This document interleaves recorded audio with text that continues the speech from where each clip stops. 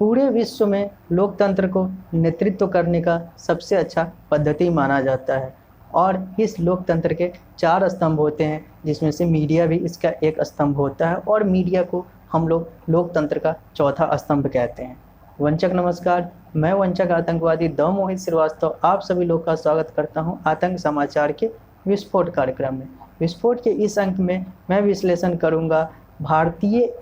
आयकर विभाग द्वारा दैनिक भास्कर समूह और दैनिक भास्कर समूह से जुड़े लोगों पर छापे मारे जाने की। मैं यहां पर बात करूंगा कि क्यों इंडियन इनकम टैक्स डिपार्टमेंट ने दैनिक भास्कर ग्रुप से जुड़े लोग और दैनिक भास्कर ग्रुप के अलग अलग कार्यालय पे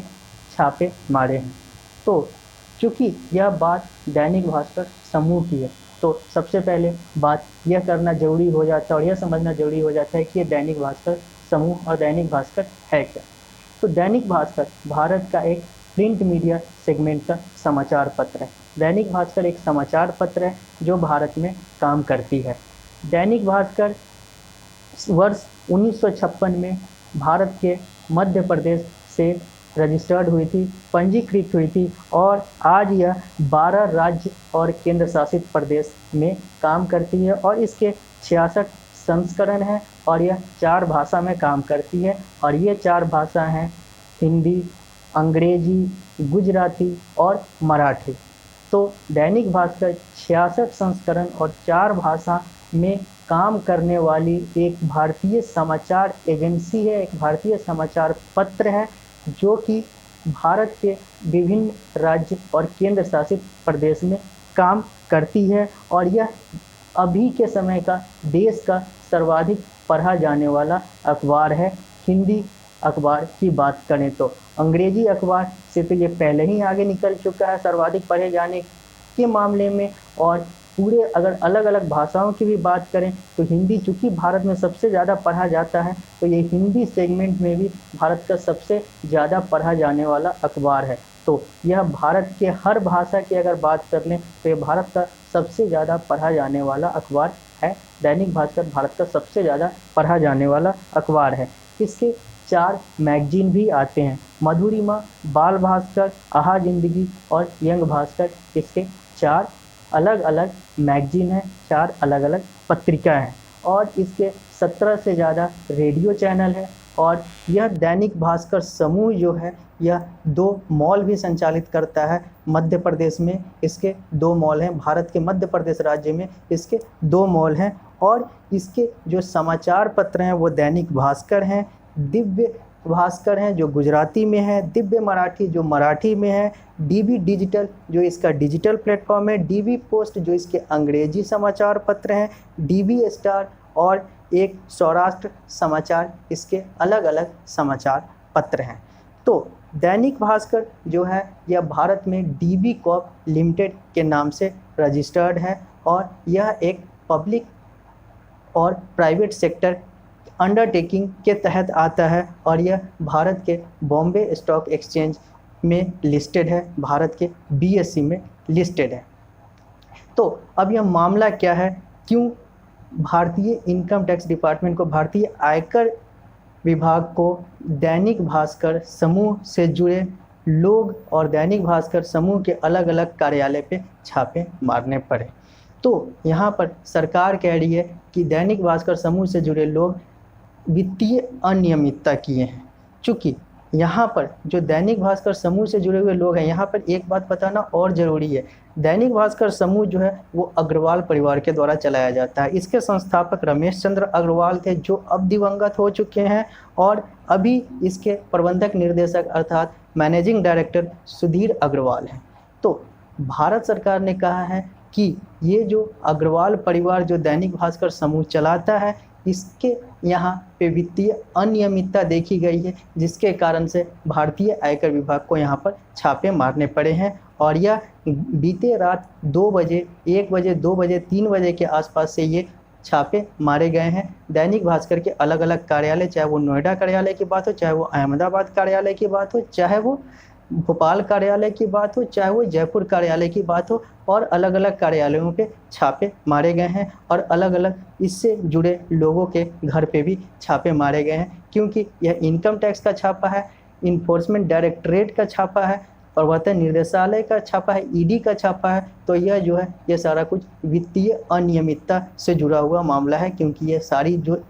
इनकम टैक्स और ईडी का जो कार्य क्षेत्र है वो वित्तीय अनियमितता को देखना है, इनकम टैक्स को देखना है और अलग अलग चीज़ों को देखना है।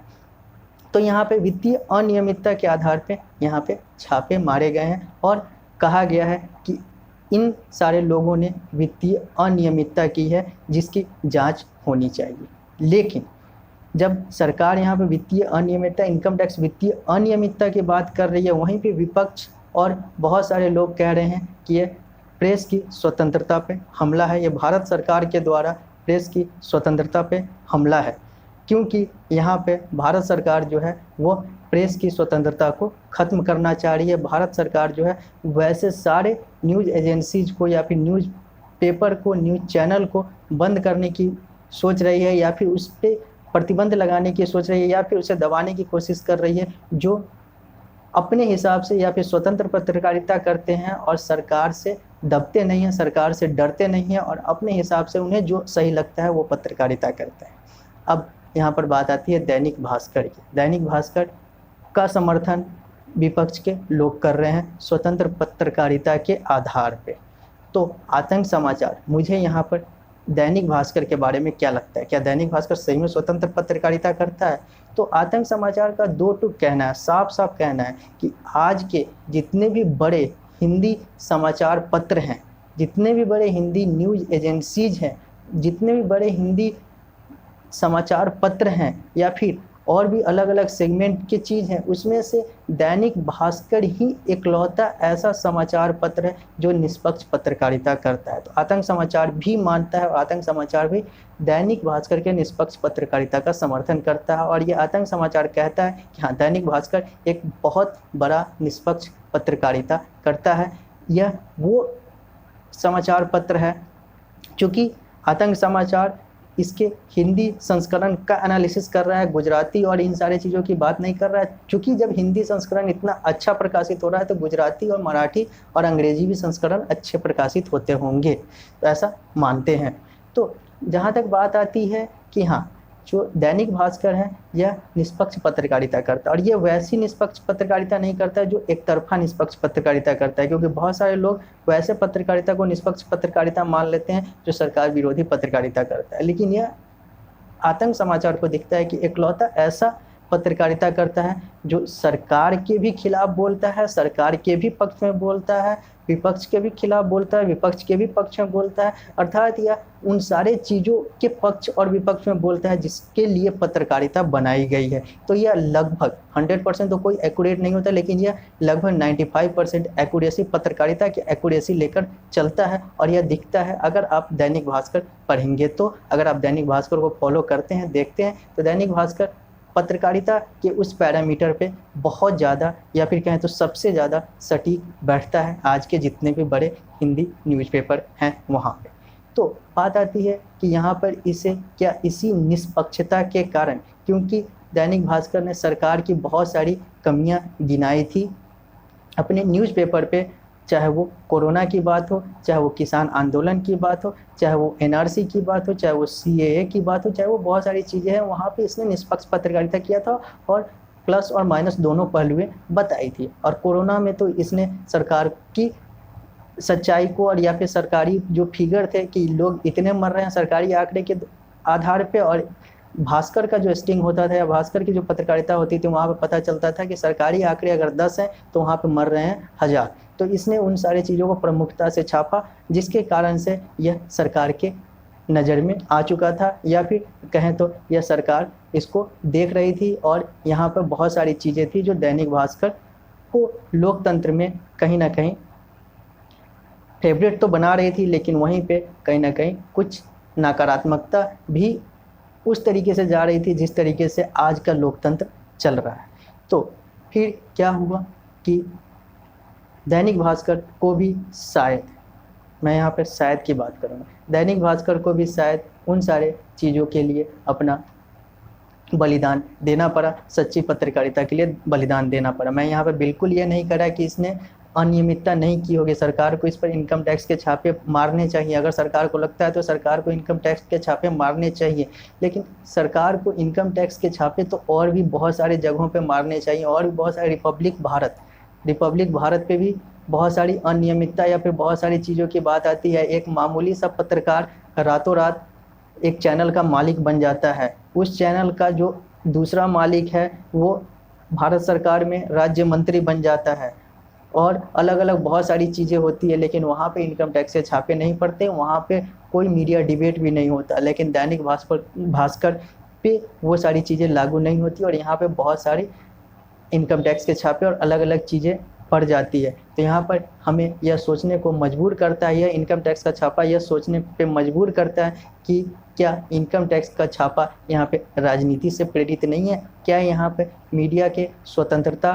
को दबाने की बात नहीं की जा रही है, स्वतंत्रता को दबाने की कोशिश नहीं की जा रही है? यहाँ पे हमें यह सोचने की ज़रूरत है, क्योंकि दैनिक भास्कर एक वैसा पत्रकारिता समूह है, या फिर एक वैसा समाचार पत्र समूह है, या फिर एक वैसा समाचार पत्र है जो सच्ची और अच्छी पत्रकारिता करता है। यह चाटुकारिता नहीं करता, यह पत्रकारिता करता है, जिसके कारण से शायद आज दैनिक भास्कर समूह को अपना ये सारा कुछ ये दिन देखने पड़ रहे हैं, और सरकारी छापे पड़ रहे हैं, इनकम टैक्स के छापे पड़ रहे हैं। मैं यहाँ पर और भी कुछ बातें कहना चाहता हूँ। आज दैनिक भास्कर का समर्थन बहुत सारे ऐसे पत्रकार और बहुत सारे ऐसे लोग कर रहे हैं जो सरकार विरोधी पत्रकारिता और सरकार विरोधी पत्रकारिता को हवा देते ही आए हैं। चाहे वो अजीत अंजुम की बात हो, चाहे वो पुण्य प्रसून वाजपेयी की बात हो, चाहे वो अभिसार शर्मा की बात हो, चाहे वो रवीश कुमार की बात हो, चाहे वो अलग अलग पत्रकारों की बात हो। आज ये लोग कह रहे हैं कि ये पत्रकारिता पे हमला है, ये स्वतंत्र पत्रकारिता पे हमला है। लेकिन ऐसे लोग जिन पत्रकारों का हमने नाम लिया है, बरखा दत्त, या फिर ऐसे लोग जो पत्रकारिता की बात करते हैं, स्वतंत्र पत्रकारिता की बात करते हैं, ये लोग खुद में अस्वतंत्र हैं। ये लोग खुद में उस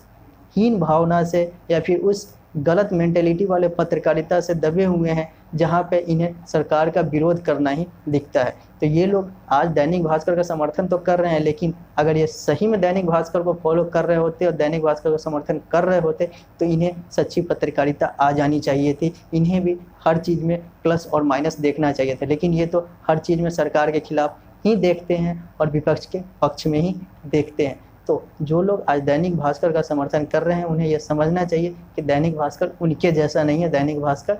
बहुत ऊपर की चीज़ है, और दैनिक भास्कर वो पत्रकारिता करता है जो सही में सही हो। और यहाँ पे विपक्षी दल भी दैनिक भास्कर की स्वतंत्रता और दैनिक भास्कर पर प्रेस की आज़ादी के हनन की बात कर रहे हैं, और भारत सरकार द्वारा मारे गए इस छापे की बुराई कर रहे हैं या फिर उसका विरोध कर रहे हैं। चाहे वो आम आदमी पार्टी की बात हो, चाहे वो कांग्रेस की बात हो, चाहे वो तृणमूल कांग्रेस की बात हो, या फिर अलग अलग पार्टी की बात हो, सब लोगों ने दैनिक भास्कर का समर्थन किया है। तो हाँ, ये राजनीतिक लड़ाई है, राजनीति से प्रेरित है, तो ये सारी चीज़ें तो होते रहेगी। एक राजनीतिक दल अगर कुछ करेगा तो उसका विरोध दूसरे राजनीतिक दल करते आएंगे, फिर वो करेगा तो उसका विरोध करते आएंगे। ये सारी चीज़ें तो अपने जगह पे सही है, लेकिन मैं अंत में यही कहना चाहूँगा कि दैनिक भास्कर जैसे पत्रकारिता समूह के, दैनिक भास्कर जैसे समाचार पत्र के, दैनिक भास्कर जैसे मीडिया हाउस की भारत में बहुत ज़्यादा ज़रूरत है। और भारत सरकार को यह चीज़ सोचना चाहिए, यह चीज़ ध्यान में रखना चाहिए कि वो जैसा बोलता है या वैसा होना भी चाहिए। एक तरफ तो आप आपातकाल का विरोध करते हैं, एक तरफ तो आप मीडिया स्वतंत्रता की बात करते हैं, और दूसरी तरफ अगर ऐसा चीज़ होता है तो ये चीज़ गलत है, यह चीज़ निंदनीय है, ऐसा नहीं होना चाहिए। वित्तीय अनियमितता है तो ठीक है, अब वित्तीय अनियमितता की जांच करें, लेकिन आप दैनिक भास्कर जैसे कुछ एक जो बचे हुए दैनिक भास्कर हो या फिर आतंक हो या फिर अलग अलग कुछ और मीडिया हाउस हैं जो न बिकते हैं और न बिकेंगे, जो चाटुकारिता नहीं करते, पत्रकारिता करते हैं, जो दलाली नहीं करते, पत्रकारिता करते हैं, आप ऐसे लोगों पे अपना शिकंजा न कसें, आप ऐसे लोगों को दबाने की कोशिश न करें, क्योंकि ऐसे लोग दबते नहीं हैं और ऐसे लोग हमेशा अपनी पत्रकारिता करते रहेंगे। आज आप भले ही इन्हें दबाने की कोशिश करें, इनमें छापे मारे या फिर जो भी हो, छापे मार रहे हैं, अनियमितता हुई होगी तो ये भुगतेंगे। उसका आतंक समाचार बचाव नहीं कर रहा, समर्थन नहीं कर रहा है, लेकिन हाँ, पत्रकारिता, और चूंकि यह जो छापेमारी है, यह आतंक समाचार को प्रथम दृश्यता या एक